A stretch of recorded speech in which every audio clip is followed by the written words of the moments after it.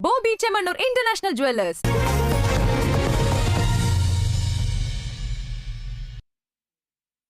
ഇടവേള കഴിഞ്ഞ് വാർത്തകളിലേക്ക് തിരികെ എത്തുമ്പോൾ സമയം 7:30 ലൈംഗിക ആരോപണ വിവാദങ്ങളെ തുടർന്ന് പാലക്കാട് നിന്ന് വിട്ടുനിന്ന രാഹുൽ മാങ്കൂട്ടത്തിൽ MLA പാലക്കാട് മണ്ഡലത്തിൽ തിരിച്ചെത്തി.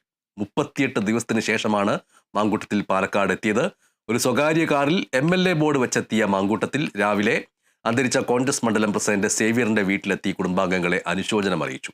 തുടർന്ന് അന്തരിച്ച കോൺഗ്രസ് നേതാവ് PJ പൗലോസിന്റെ മണ്ണാർക്കാട്ടെ വീട്ടിലേക്കും പോയി.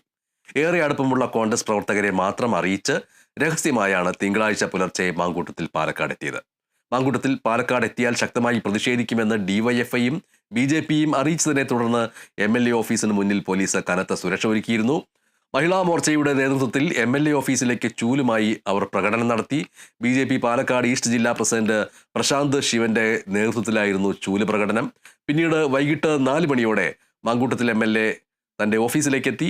ഷാൾ അണിയിച്ച് പ്രവർത്തകർ മാങ്കൂട്ടത്തിലിനെ ഓഫീസിലേക്ക് സ്വീകരിച്ചു. നിവേദനങ്ങൾ സ്വീകരിക്കുകയും പരാതികൾ കേൾക്കുകയും ചെയ്തു. പ്രതിഷേധങ്ങൾ ജനാധിപത്യത്തിൽ ഉള്ളതാണെന്നും അതുണ്ടായിക്കോട്ടെ എന്നും താൻ തന്റെ മണ്ഡലത്തിൽ തുടരുക തന്നെ ചെയ്യുമെന്നും രാഹുൽ മാങ്കൂട്ടത്തിൽ മാധ്യമപ്രവർത്തകരോട് പറഞ്ഞു.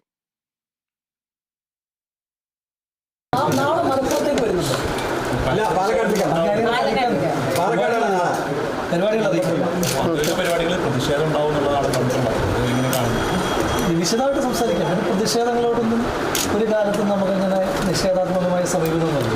ഒരുപാട് പ്രതിഷേധങ്ങൾ നടത്തിയ ഒരാളല്ലേ. പ്രതിഷേധങ്ങളുണ്ടായിട്ട് ജനാധിപത്യത്തിൽ പ്രതിഷേധങ്ങളല്ലേ ജനാധിപത്യത്തെ ശക്തിപ്പെടുത്തുന്നത്. അങ്ങനെ നടക്കണം. ബാക്കി വിശദമായിട്ട് സംസാരിക്കാം. അറിയിക്കാറുണ്ടല്ലോ, എപ്പോഴും അറിയിക്കാറുണ്ടോ? ബുദ്ധിമുട്ടായിട്ട് തോന്നുന്നുണ്ടോ? പ്രതിഷേധങ്ങൾ ബുദ്ധിമുട്ടായിട്ട് തോന്നുന്നുണ്ടോ? ഇല്ലല്ലോ, ഞാൻ ഒരുപാട് പ്രതിഷേധം നടത്തിയാണ്. വരും ദിവസങ്ങളിൽ പാലക്കാട് കാണുമ്പോൾ